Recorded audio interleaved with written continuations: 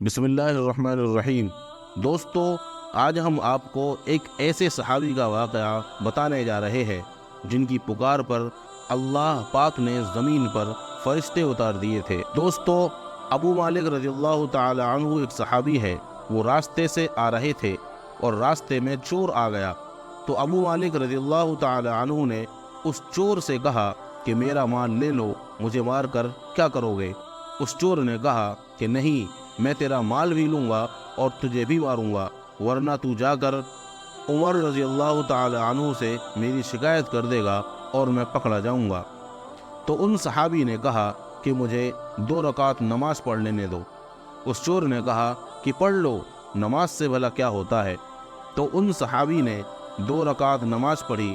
اس کے بعد انہوں نے ہاتھ اٹھا کر اللہ سے دعا کی اور کہا یا ارحم الراحمین، اور اس چور نے تلوار اٹھائی تو آواز آئی کہ اسے مت قتل کرو۔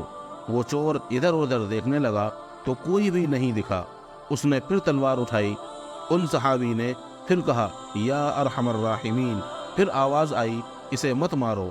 پھر اس چور نے ادھر ادھر دیکھا تو کوئی بھی نہیں تھا۔ پھر اس چور نے تلوار اٹھائی تو ان صحابی نے کہا یا ارحم الراحمین، تو ایک دم سے ایک گھڑ سوار آیا اور اس کے ہاتھ میں نیزہ تھا جسے اس نے چور کے اوپر مارا اور چور گر گیا۔ تو ابو مالک رضی اللہ تعالی عنہ نے کہا کہ بھائی تم کون ہو؟ اللہ نے میری مدد کی تمہارے ذریعے سے۔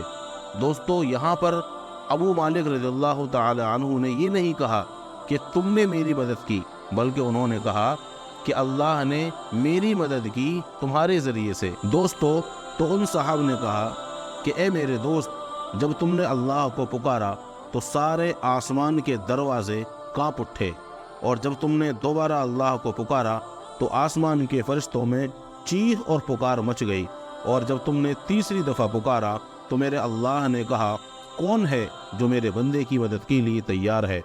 تو میں نے عرض کیا یا اللہ، میں تیار ہوں۔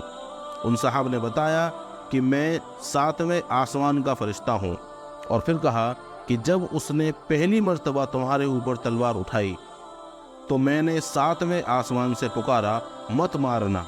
جب اس نے دوسری دفعہ تلوار اٹھائی تو پہلے آسمان پر میں پہنچ چکا تھا اور میں نے کہا مت مارنا، اور جب اس نے تیسری دفعہ تلوار اٹھائی تو میں تیری مدد کے لیے پہنچ چکا تھا، اور جو بھی اللہ کو ایسے پکارے گا اللہ اس کی مدد ضرور کرے گا۔ تو دوستو، اس واقعے سے ہمیں یہ سبق ملتا ہے کہ ہمیں ہر حال میں اللہ پر بھروسہ کرنا چاہیے۔ ایسی ہی اسلامک ویڈیوز دیکھنے کے لیے چینل کو سبسکرائب کریں۔ السلام علیکم ورحمۃ اللہ۔